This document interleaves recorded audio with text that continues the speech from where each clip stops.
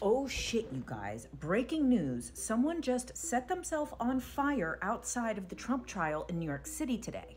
And one thing about me, if there's a manifesto, I'm gonna read it. I already see reports that it's incoherent.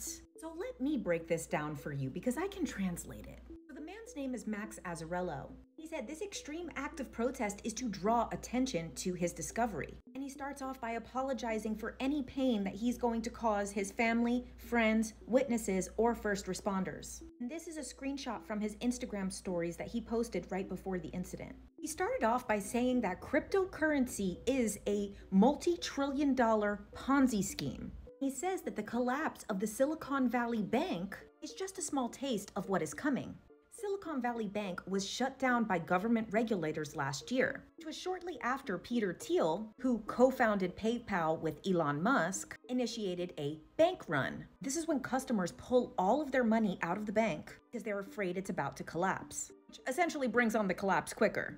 However, his manifesto claims that the bank failure was intentional. Now, this Ponzi scheme is so grand that it is causing global inflation, and he said this is why Bitcoin is always directly correlated with the inflation rates. He says the victims who bought crypto don't realize that their money has been stolen, so the money is getting double counted. Before we go any further, let's get everyone clear on what a Ponzi scheme is. This is what we call robbing Peter to pay Paul, or PayPal. Let's break down how crypto kind of could be like a Ponzi scheme. They both have promises of high return. They lure in investors telling them that they're gonna make way more money than they invested in it.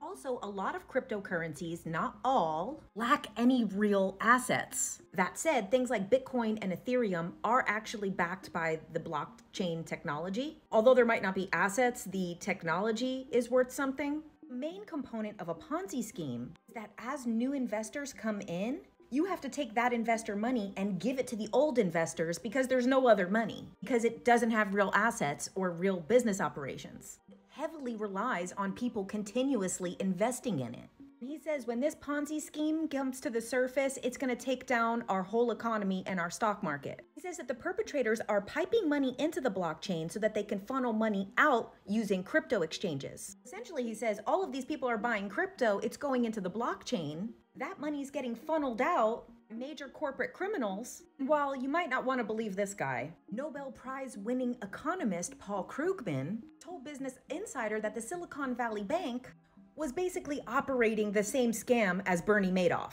as well as this NYU professor who wrote an opinion piece about it was basically a glorified Ponzi scheme with poor risk management.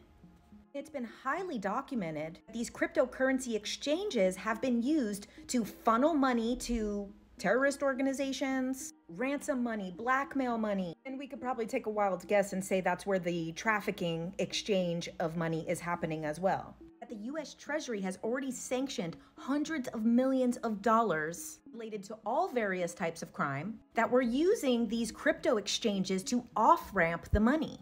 Okay, now this is my favorite part of the manifesto. It said that our government in the US is a secret kleptocracy, where both parties are run by financial criminals whose only goal is to divide, deceive, and bleed us dry. They divide the public against itself and blame the other party while everything gets worse and more expensive and a handful of people take all the money. What is a kleptocracy, you ask? A government characterized by rampant greed and corruption. Oh shit, we are. He says it's not just crypto. There's Ponzi schemes happening through stock prices, Ponzi schemes happening through college science research that never turns to anything, Ponzi schemes designed to look like global initiatives, Ponzi schemes that are actually just failed startups that were meant to fail and really just take a whole bunch of money. Said even beyond crypto, the elites knew all along that they would gobble up all the wealth that they could and then yank the rug out from under us when the time came. You see this right now with all the billionaires making bunkers and trying anything to get off planet. He said the biggest lie of all is that we are powerless in this situation. He says that the media is basically a doomsday cult. Our entire lives we've been flooded with media designed to slowly steer us into a world where the American dream is dead, where the public is fully divided against itself, where everybody believed we are powerless to do anything about the worsening circumstances. He said if you sat and asked yourself, Why would a secret doomsday cult of kleptocrats want the public to consume this? And you will find your answer. What does it always come down to? Money, power, control? I love this. Instead of Democrat and Republican, I'm just going to use kleptocrats going forward. He also said that when the crypto Ponzi scheme collapses, they'll blame it on some foreign entity hacking us, either Russia or China, so that the real perpetrators can get away with it. It was pretty ironic when earlier today, the FBI director warned us that Chinese hackers have been positioning to attack our infrastructure and that it could be so catastrophic and we don't know when it could hit. Okay, but now let's get to the real juicy stuff. If you made it this far, you deserve to know. He claims that Harvard is a super crime school. And the thing that stuck out to me the most here is that they're connected to MK Ultra.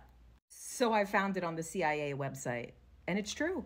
They literally did MK Ultra testing in Harvard. This is an article from 1977 from Harvard's own Crimson newspaper, where they confirm the connection between MK Ultra and Harvard. So then I go deeper down the rabbit hole. And that's when I realized that Ted Kaczynski, aka the Unabomber, was one of the test subjects at the Harvard MK Ultra study. I just discovered this right now. That Ted Kaczynski actually started Harvard at 16 years old because he was such a genius. Which is so interesting because this book, Chaos, by Tom O'Neill, also links Charles Manson to being an MK Ultra victim. Now, you might be wondering, why would I choose to make a video on this when I don't cover a lot of stuff that happens in the news? And you know why? It's because I dabble in these areas of information. To see someone that the only way that they can feel heard, that people will listen, to take their own life in such a horrible way in front of the courthouse of the most media sensationalized person on the planet. It's fucking tragic to me, honestly. I'm getting so emotional looking at his last message of, I love you, I have to take it down. Okay, if you ever find yourself feeling in any way similar to what that man was going through, please, please, please, please give it time. It's going to change. Sometimes when we gain new information, especially something that is as much as possibly how our whole entire government and system and corporations and everything around us works, that shifts your whole perception of reality and life around you, and you literally start living a different life in some form. But trust me, just please give it time. Don't ever, ever take your life to give a message, even if you feel that it is the biggest, most important thing that everybody needs to know. I promise you, there's things that I discovered 10 years ago that I thought would never come to the light of day.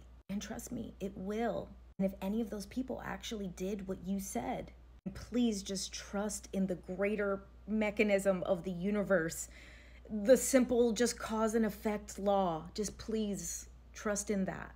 And this is why I do think it's so important when we're diving into conspiracy stuff to also, you need to have some faith, whatever that faith is in. You know, for me, it's more towards universal spirituality. Other people, it might be Christianity, whatever it is.